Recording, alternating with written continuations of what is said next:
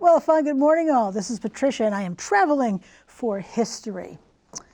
So I want to talk today about a place called the Cathedral of the Immaculate Conception in Burlington, Vermont.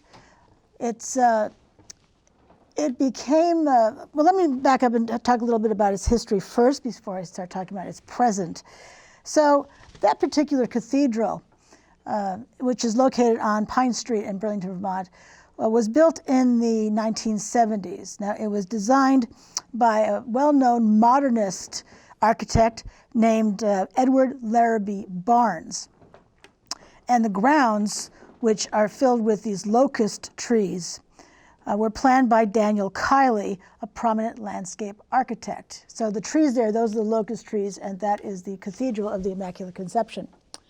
The original cathedral burned down in the late 70s, as I recall, by an arsonist, and then this one was built in its place. The original one was a Gothic style, and now this one is modernist. In fact, this area, this green space, is the second. There are only two green spaces downtown Burlington, and this is one of them. The other one is City Hall Park. This photo is actually one I snapped in 2021. I have a video that I talked about this particular church.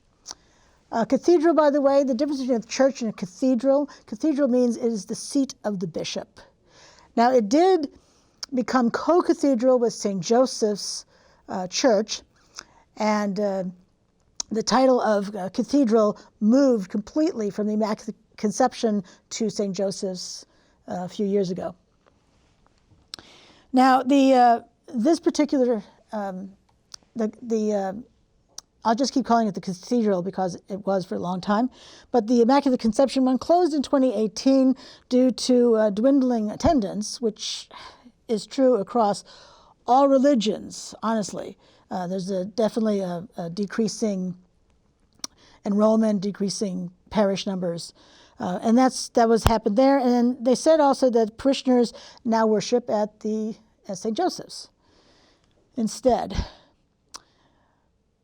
The church decided, the Catholic diocese decided to sell the property, prime real estate in downtown Burlington, across the street from the parking garage, next door to a state building, very close to Church Street, which is the main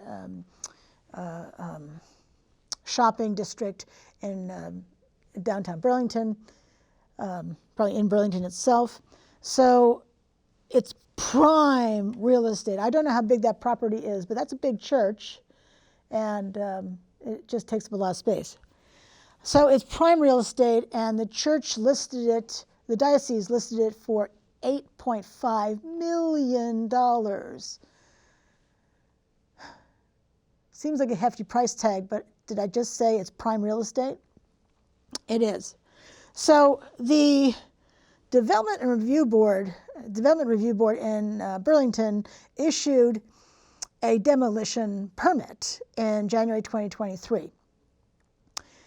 And Preservation Burlington filed two lawsuits to stop it, one in federal court and one in state court. The federal lawsuit was dismissed. I think it was lack of grounds.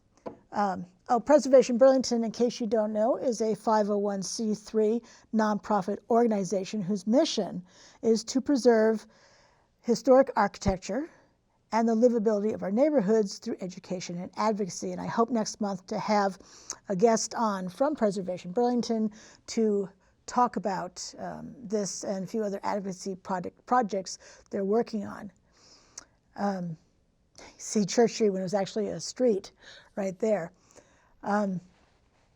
Wonderful group of people who volunteer with that. So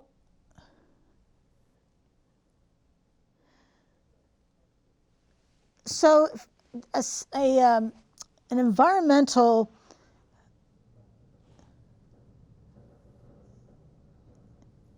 a judge in environmental court stated on February 7, 2024, yes, the parish can demolish the church because there's a state law that exempts religious buildings from following zoning ordinances, zoning laws. I don't know why that's in place, and it makes me wonder why it's in place. I have filmed churches around Vermont, including certainly Catholic ones, and what I have found, what I have found to be true on a whole bunch of them, is that the churches are not cared for. Imagine because the diocese can't afford to anymore. You know, they have dwindling numbers of parishioners. They have the Catholic Church worldwide, not only dwindling numbers, but all sorts of lawsuits against them. And the coffers are not as full as they once were. So it's expensive to maintain buildings. If you own something, you know that's the case. Even if you just own a car, they're expensive, right? Yes, they can be. So since it's expensive to keep, to do the upkeep on buildings, I've seen lots of churches, and I'm talking specifically about the Catholic churches, that have not had the maintenance done on them. They've become structurally unsound. Were they decommissioned as a church? Deconsecrated as a church, and then put up on the market. And I have to wonder if the Cathedral of the Immaculate Conception here is structurally unsound. I don't know for a fact. To me, it seems to stand to reason. And now it's March, so I don't know. I haven't been downtown Burlington in quite a long time. I'm not sure if they've sold the building now for $8.5 million, and who will demolish it, what will be built there. I don't know any of those things. But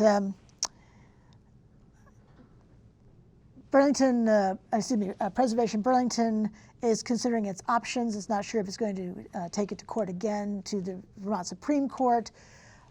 Should be interesting to see how this pans out. You likely know that I'm an historic preservationist, and if you don't, I'm an historic preservationist at heart. I know it's expensive to fight battles, certainly going to court and fighting things. Takes time, takes money, takes expertise, takes standing. So fascinating, and yet, wow, just so sad.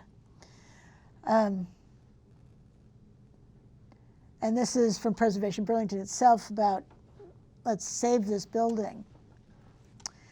And I'm thinking specifically too, especially the green space. So important to have green space. I wish there were more than 2 in Burlington, but this green space will certainly be lost if and when the building is demolished. So that's a real shame.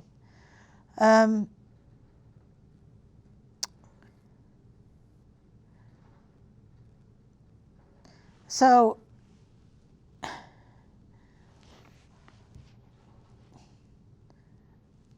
I'm a little speechless that it's so short-sighted to knock down a building that's its 50-year protection would hit in 2028 because it was built in 1978. So once a building hits 50 years, it has some protections in place. So you really have to work out not demolishing it. It can still be demolished, but it's harder to do that. And it's just 4 years away from that. Because I think any one of us knows that whatever's built nowadays is not as well built as what was built, say, 50 years ago, almost 50 years ago as this building was. So anyway, speaking as an historic preservationist, I'll be sorry to see it go. I'll be sorry to see the green space go, and yeah. But the law apparently is clear. According to the environmental judge, it is abundantly clear that this is the law, that religious buildings are exempt from zoning laws here in the state of Vermont. So that's that. So next month, I hope to have Ron Wanamaker from Preservation Burlington on the show, where we can discuss this in more depth and detail, because when we were talking about this and other advocacy pieces that Preservation Burlington is working on, he said, well, if you want to talk advocacy, I'm the advocacy guy. So it'll be fun to talk to him. I had served personally on the board of directors of Preservation Burlington years ago, hosted their TV show. Not sure what day of the week that is for them. I know it used to be the fourth Thursday of the month, but certainly type in Preservation Burlington TV show and it should pop up on Papa Google. So you can check out their website, preservationburlington.org, and they have all these things here. They do offer some tours, specialized tours, and so that's something you can check out. I had hosted their TV show a bazillion years ago, well, like the mid-2000s, so yeah, a bazillion years ago, and they have a link so you can watch those shows on this channel. I interviewed a lot of interesting guests over the years, so yeah, you can check that out too. So this is Patricia, and I'm Traveling for History. Thanks so much for joining me today. And as I always say in the end of my YouTube videos, thanks so much for watching. Hope you have a fabulous rest of your day. And until I see you again, thanks for being here. Bye now.